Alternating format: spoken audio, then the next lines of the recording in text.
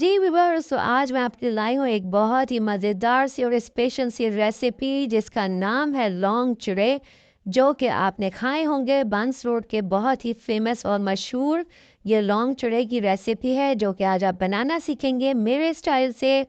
तो इससे पहले अगर आपने मेरा चैनल सब्सक्राइब नहीं किया है तो कर लें, बेल नोटिफिकेशन को ऑल पे कर लें ताकि आपको मेरी तमाम वीडियोस की अपडेट्स फौरी तौर पे मौसूल हो सकें।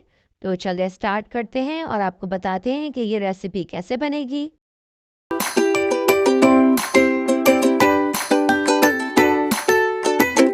अस्सलाम वालेकुम viewers and welcome back to my channel. तो चलिए रेसिपी स्टार्ट करते हैं। यहाँ पे हमने 2 कप के जितना जो है वो बेसन लिया था। इसके अंदर 1 टीस्पून जो रेड चिली फ्लेक्स ऐड कर दिए हैं।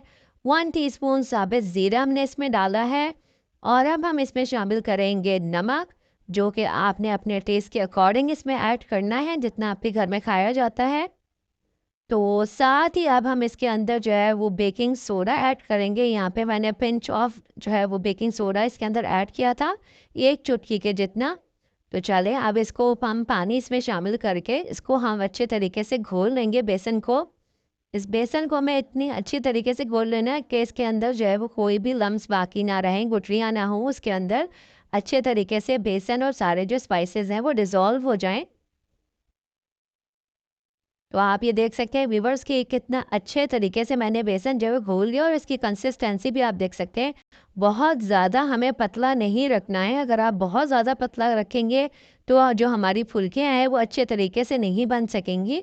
जिस तरीके का टेक्सचर हमें चाहिए हम इसको बस इतना ही पानी डालेंगे। जी व्यूवर्स, अब बेसन हमारा रेडी हो गया। अब यहाँ पे हमने एक पैन में ऑयल ले लिया है क्योंकि हमें डीप फ्राई करना है। तो हमने इसको यहाँ पे प्रीहीट होने के लिए रख दिया था। आप चेक कर सकते हैं कि ऑयल जो है वो अच्छी तरह हमारा गर्म होना चाहिए। और आप ये देख सकते हैं कि ये जो हमने बेसन घोल के रखा था इसको मैंने 5-10 मिनट के लिए रेस्ट दिया था और अब मैं इसकी फुल्कियाँ बनाऊँगी। चलें आप ये देख सकते हैं तेल हमारा ज़बरदस्त सा गर्म हो गया है। अब यहाँ पे हम इसके अंदर फुल्कियाँ जो है वो डालना शुरू कर देंगे। जी व्यूअर्स, तो आप इसके अंदर जो है वो एक-एक करके जो है वो फुल्कियाँ डालते जाएँ और इनको हम फ्राई करेंगे। और इनको हम पहले तो थोड़े तेज़ आंच पे हम फुल्कियाँ हम इसमें ऑयल में डालेंगे। जब ये ज़रा आप देख सकते हैं कि ये आहिस्ता-आहिस्ता जो है वो जैसे ही हम डाल रहे हैं फुल्कियाँ, वो फुल्कियाँ हमारी जो है वो फ्लोट होके ऊपर आती जा रही हैं तेल पे। तो ये बिल्कुल परफेक्ट जो है वो आप समझ लें कि तेल हमारा बिल्कुल परफेक्ट गरम हुआ था और हमें इतना ही गरम चाहिए तेल। अगर तेल आपका सही गरम नहीं होगा तो फुल्कियाँ जो है वो ऊपर नहीं आएंगी फ्लोट होके और जो है वो अंदर से कच्ची रह जाएंगी। तो ऑयल जो है वो हमारा बड़ा मैटर करता है इन फुल्कियों के लिए। आपने ऑयल अच्छे तरीके से गरम करना है। जब इसकी एक साइड जो है वो अच्छे से थोड़ी ब्राउन हो जाए तो आपने साइड्स जो है वो इन फुल्कियों की चेंज करते जाना है साथ साथ। तो आप देख सकते हैं कि ये कितनी ज़बरदस्त सी जो है वो गोल्डन होती जा रही हैं फुल्कियाँ हमारी। और इनका जो शेप है वो बता रहा है कि ये अंदर से भी इतनी सॉफ्ट और इतनी मॉइस्ट बनेंगी। तो जब ये फ्राई हो जाएंगी तो यहाँ पे मैंने एक बोल में पानी ले लिया है। जब ये फुल्कियाँ हमारी रेडी हो जाएंगी तो हम ये इन फुल्कियों को अपनी जो है वो पानी के अंदर शामिल करते जाएंगे ताकि ये जो है इस पानी के अंदर जो है वो सॉफ्ट हो जाएं। जी, तो व्यूअर्स आप देख सकते हैं कि यहाँ पे हमने अपनी फुल्कियाँ जो हैं वो सारी पानी के अंदर शामिल कर दी हैं।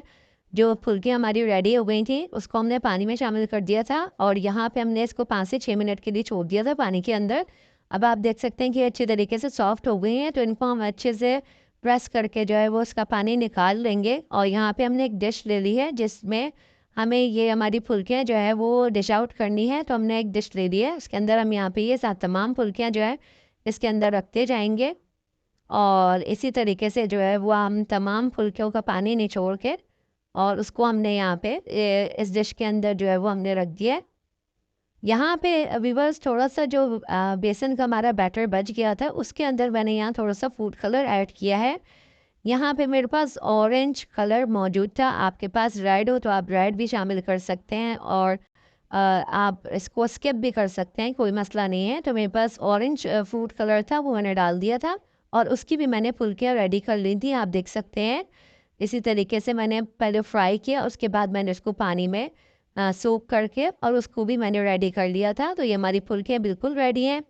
तो चलें इसके लिए हम एक चटनी तैयार करेंगे। चटनी के लिए हमने यहाँ पे 4 अदद जो लहसुन के जवे लिए हैं, 8 से 10 अदद जो है वो सूखी लाल मिर्चें हैं, यहाँ पे मैंने पुदीने के पत्ते लिए हैं, क्वार्टर गट्टी जो है वो हमारे पास पुदीने की गड्डी के जो है वो मैंने ले लिए थे पत्ते, और उसके साथ थोड़ी डंडियाँ भी हैं, और यहाँ पे मौजूद है यहाँ पे 1 टीस्पून के जितना मैंने साबित ज़ीरा लिया है, और हाफ़ कप यहाँ पे मैंने इमली का पेस्ट लिया है।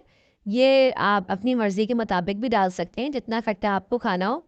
तो इन तमाम चीज़ों को हम अच्छी तरीके से ब्लेंडर में डाल के ब्लेंड कर लेंगे, और इसकी चटनी जो है वो हम ज़बरदस्ती तैयार कर लेंगे अपनी फुल्कियों के लिए। तो ये व्यूअर्स आप देख सकते हैं हमारी चटनी की कंसिस्टेंसी जो है वो हमें कुछ इस तरीके की चाहिए। बहुत ज़्यादा पतली आपको नहीं बनानी है ये, और बहुत ज़्यादा गाढ़ी भी नहीं रखनी है। तो इसके अंदर मैंने नमक शामिल किया था। आप चटनी जब भी रेडी करें, नमक आप इसमें बाद में डालें, क्योंकि पहले डालने से जो है वो चटनी जो है वो बहुत ज़्यादा पतली हो जाती है। तो अब हम इस चटनी को जो है वो अब हम आप ये देख सकते हैं हमारी फुल्कियाँ जो रेडी हो गई थी, इस चटनी को जो है वो अब हम इसके ऊपर डालेंगे। आप ये देख सकते हैं व्यूअर्स, ये इतनी कोई मज़े की बनी थी ये फुल्कियाँ हमारी लौंग चढ़े जिसको हम कहते हैं, और बेइंतहा लज़ीज़ ये बनी थी, बहुत ही यमी। आपने इसको ज़रूर ट्राई करना है, मुझे अपना फ़ीडबैक देना ना भूलिएगा। और रमज़ानों के लिए ये बेस्ट है, बहुत ही स्पेशल और जल्दी और झटपट बनने वाली ये डिश है। आपने इसको ज़रूर ट्राई करना है। आप ये देख सकते हैं यहाँ पे व्यूअर्स मैंने कुछ प्याज के लच्छे काट के रखे थे, तो ये भी मैं इसके ऊपर जो है वो गार्निश के लिए मैंने रखे थे, ये इसको गार्निश करूँगी मैं प्याज के साथ। और बहुत ही ज़बरदस्त ये टेस्ट देती है प्याज के साथ, ये इनका जायका और भी ज़्यादा बढ़ जाता है। तो आप प्याज के लच्छे भी इस तरीके से इसके ऊपर रख सकते हैं, और साथ ही यहाँ पे मैंने कुछ जो है वो उसके ऊपर चटनी और थोड़ी-सी डाली थी। आप अपने टेस्ट के हिसाब से इस पे चटनी जो है वो ऐड कर सकते हैं। मुझे चूँकि ये बहुत ज़्यादा पसंद है तो मैंने इस पे चटनी बहुत ज़्यादा डाली थी, और साथ ही इसके ऊपर मैं जो है वो कुछ हरा धनिया जो है वो गार्निश करूँगी, हरे धनिये से इसको। और बहुत यम्मी ये बन के रेडी हुई थी व्यूअर्स, आपने इसको ज़रूर ट्राई करना है।